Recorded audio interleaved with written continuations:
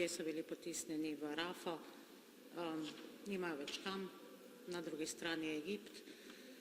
Gaza je uničena in zdaj se tolče po pač tistih, ki so v Rafi, kamor so pribežali na pobudo Izraela, da se tja umaknejo. Tako da menimo, da politika ubira preveč mlačne tone, je prepočasna, ljudje nimajo časa tam, ljudje umirajo vsak dan v stotinah. Tako da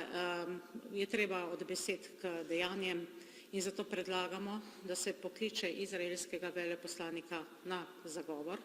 da se uvede sankcije proti državi Izrael,